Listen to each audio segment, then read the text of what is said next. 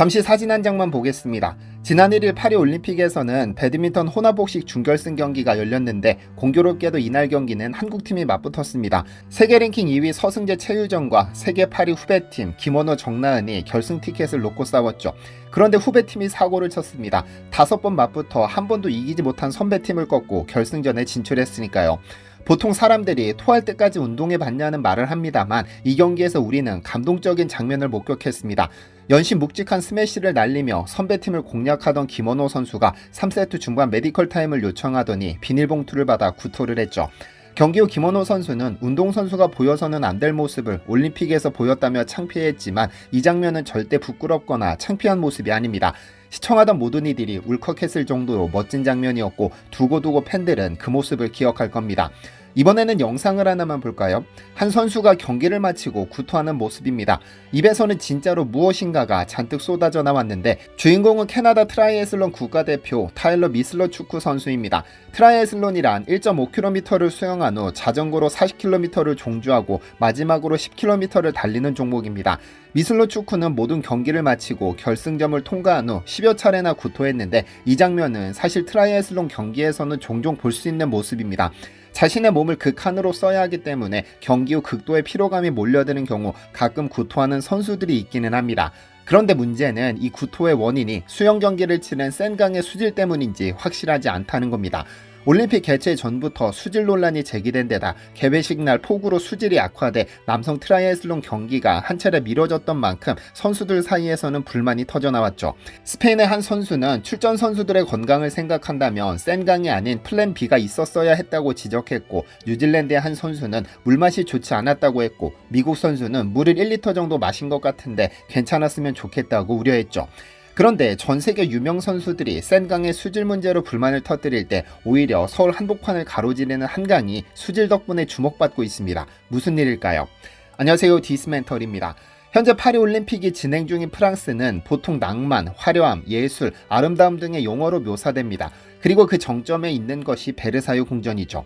원래 루이 13세의 사냥용 별장으로 건설됐지만 루이 14세가 왕궁으로 쓰면서 극도로 화려하고 사치스러우며 엄격하고 세련된 문화를 대표하는 공간이 됐습니다. 베르사유 궁전에는 총 2,300개의 방이 있었는데 특이한 것은 화장실이 없었다는 점. 2,300 객실에 머물렀을 사람들, 궁전 인부들, 궁전을 보러 오는 관광객들의 수가 적지 않았을 텐데 화장실이 없었다는 것은 아무리 생각해도 이상합니다. 그런데 이것이 가능했던 것은 당시 프랑스인들이 개인 변기를 들고 다녔기 때문입니다. 변기를 가져오지 않고 궁전을 방문하면 어떻게 했을까요? 당연히 정원의 용변을 봤습니다. 궁전의 드넓은 정원에 사람들이 숨어들어 용변을 보는 모습을 상상만 해도 끔찍한데, 이에 궁전 관리인들이 정원에 출입금지 표지판을 세웠는데 이를 에티켓이라 불렀습니다. 예의를 의미하는 단어 에티켓의 어원이기도 하죠. 사실 프랑스는 엄청나게 지저분한 나라였습니다. 화장실이 없으므로 중세 프랑스인들은 요강과 비슷한 통에 똥오줌을 모았다가 창밖으로 쏟아버렸는데 이 봉변을 피하기 위해 파라솔이 발명됐고 책넓은 모자와 망토가 생겨났습니다. 길거리에 넘쳐나는 똥오줌을 밟지 않기 위해 하이힐이 등장했고 목욕조차 부정적으로 여겨져 몸에서 나는 악취를 가리기 위해 향수가 발달했습니다. 재미있는 건 당시 프랑스에는 상하수도망이 있었고 수세식 화장실을 설치할 수 있는 기술도 있었지만 그러지 않았습니다. 개인 요강이 있었으니까요. 그런데 파리에 살던 파리지앵들이 쏟아낸 똥오줌 위에 폭우가 쏟아진다면 어떤 일이 벌어졌을까요? 당연히 파리를 남북으로 가르며 흐르는 센강으로 흘러들었을 겁니다. 그리고 그렇게 모든 오수와 하수가 모여든 센강에서 파리올림픽 참가 선수들이 강제로 물을 마시고 있죠. 파리올림픽 개막을 얼마 앞둔 지난 7월 17일 오전, 프랑스 파리 센강 주변에 전 세계 각국 취재진이 몰렸습니다. 취재진의 관심이 집중된 이유는 올림픽 기간 센강에서 열리는 수영 경기를 앞두고 센강의 수질 논란이 끊이지 않자 이달고 파리 시장이 직접 물에 뛰어들어 수영하기에 적합한 물이라는 걸 몸소 증명하겠다고 선언했기 때문입니다. 이날 오전 이달고 시장은 팔과 종아리가 드러난 오브 전신 수영복과 물안경을 착용하고 등장해 토니 에스탕게 파리올림픽 조직위원장, 피에르 라바당 올림픽 담당 부시장 등과 함께 환호를 받으며 입수했는데요. 이번 올림픽은 파리의 유서 깊은 명소들을 주요 종목 경기장으로 활용합니다. 센강도 그중 하나로 트라이애슬론 중 수영과 야외에서 10km를 헤엄치는 마라톤 수영이 센강에서 열립니다.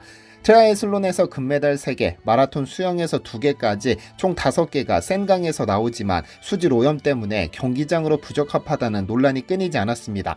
사실 센강에서는 100년 전 1923년부터 수영을 금지하고 있습니다. 상류의 산업폐수와 파리 시민들의 생활 오수가 그대로 강에 쏟아져 들어왔기 때문인데 그간 오폐수 처리장 건설 등 여러 노력을 거쳤지만 큰 개선을 보이지 못했죠. 그러다 올림픽 개최가 확정된 2017년 시 당국과 조직위가 수영 경기 일부를 센강에서 열기로 하고 대대적인 수질 개선 작업을 벌였습니다. 초대형 빗물 저수조 등을 건설하는데 무려 2조 2,500억 원을 쏟아부었죠. 이런 노력 덕분에 파리시는 6월 말부터 7월 초까지 센강 4개 지점의 대장균과 장구균 수치를 검사한 결과 수영연맹과 유럽 기준을 충족했다고 밝혔었습니다. 세계 수영연맹의 수질 기준상 대장균 최대 허용치는 100ml당 1000CFU, 장구균은 100ml당 400CFU입니다. 기준치를 넘은 물에서 수영했다가는 결막염과 외이염, 피부질환 등에 노출될 수 있는데요. 그런데 그 결과가 매일매일이 다릅니다. 언제는 대장균이 100ml당 3000CFU를 넘기기도 하고 또 어느 날은 100ml당 2000CFU가 나오기도 했죠.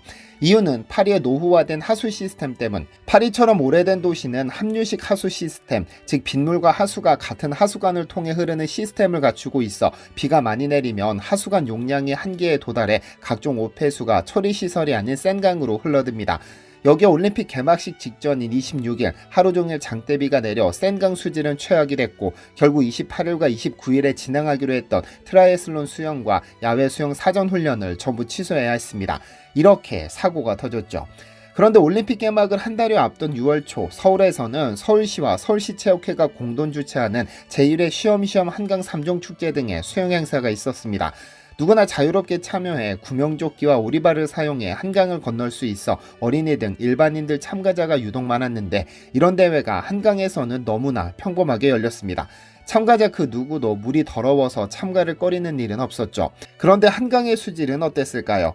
행사에 앞서 서울시 보건환경연구원은 한강의 대장균을 측정했는데 측정치 평균은 100ml당 31CFU, 100ml당 31CFU라는 의미는 종이컵 약 3분의 2 정도의 물에 대장균이 31마리 정도 사는 것으로 보면 되는데 센강에서 측정된 최대 수치가 100ml당 3000CFU였으니 직관적으로 한강이 센강보다 100배 깨끗한 겁니다. 세계수영연맹 에서 제시한 허용 기준이 100ml당 1000CFU니까 센강에서는 절대 수영해서는 안 되는 것이고 한강에서는 아무리 수영해도 안전하다는 의미가 됩니다.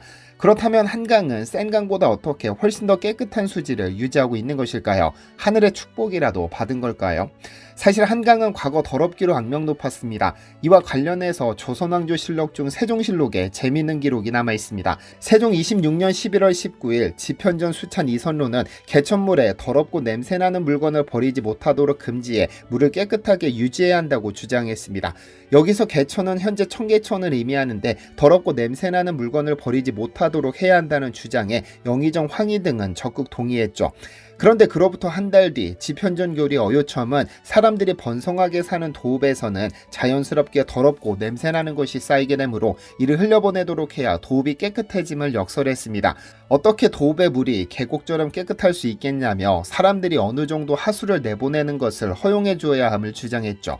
결국 어효첨의 의견이 설득력을 얻어 조선시대 내내 청계천은 서울 시민들의 쓰레기장이자 하수도와 비슷한 역할을 했죠. 그리고 그 더러운 것들은 전부 한강으로 흘러들었을 테니 한강의 수질은 센강보다 더했으면 더했지 덜하지는 않았을 겁니다. 그러다 1960년대부터 한국이 성장궤도에 오르면서 서울로 인구가 밀집되기 시작했는데 20세기 초 25만 명에 불과했던 인구는 1980년대 1000만 명까지 늘었죠. 한국 전체 인구의 약 5분의 1이 모여 사는 곳이기 때문에 자칫 수질 관리 문제에 소홀했다가는 자칫 수도 한복판을 가로지르는 죽음의 강이 될 것이 명약관화했죠. 그래서 서울시는 종로에서 노원에 이르는 동북부 10개구와 의정부시 일부 하수를 처리하는 중랑 물재생센터, 용산, 은평 등 7개 구와 고양시 일부 하수를 처리하는 난지 물재생센터, 구로, 강서 등 서남부 7개 구와 광명시 하수를 처리하는 서남 물재생센터, 송파, 강남 등 4개 구와 하남시, 과천시 일부의 하수를 처리하는 탄천 물재생센터 등 총 4개의 거대한 폐수 처리 시설을 건설했는데 우리가 흔히 물재생센터라고 부르는 곳입니다. 그간 혐오시설로 인식되던 하수처리장에 대한 이미지 개선을 위해 하수처리 사업소는 물재생센터로 하수처리 시설은 물재생시설로 명칭을 바꿨죠. 사실 우리는 하수가 하나라고 생각하지만 크게 우수와 오수로 구분됩니다.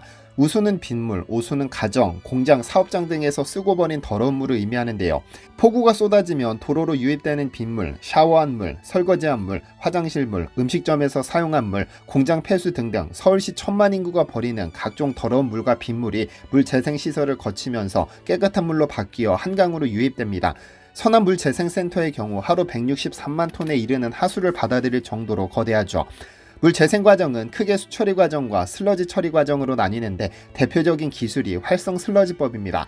더러운 물질을 분해하는 미생물을 일부러 물속에서 대량으로 번식시켜 그 미생물이 잘 자라나도록 물속에 산소를 계속해서 불어넣는 방법이죠. 물재생센터는 이런 작업을 하는 거대한 기계들이 눈에 보이지 않는 땅속에 건설되어 365일 내내 부지런히 가동 중입니다.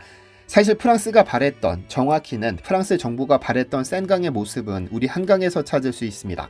누구나 수질 걱정 없이 수영 행사에 참여해 한강을 가르고 도심 한복판에서 시원한 강바람을 맞으며 수상 스포츠를 즐기는 모습 말이죠. 서울은 도시의 모든 하수관을 물재생시설로 연결해 현대화의 현대화를 거듭하며 법정 환경기준보다 훨씬 깨끗하게 정화하고 있습니다. 부디 한강이 파리 센강처럼 구역질 나는 강이 되지 않도록 더 깨끗하게 보존될 수 있으면 좋겠습니다. 시청해주셔서 감사합니다. 디시멘터리에서는 여러분의 제보를 기다립니다. 제 채널에서 다뤘으면 좋겠는 뉴스 또는 널리 알려졌으면 하는 영상은 디시멘터리 네이버.com으로 보내주시면 소중히 제작하겠습니다. 시청해주셔서 감사합니다.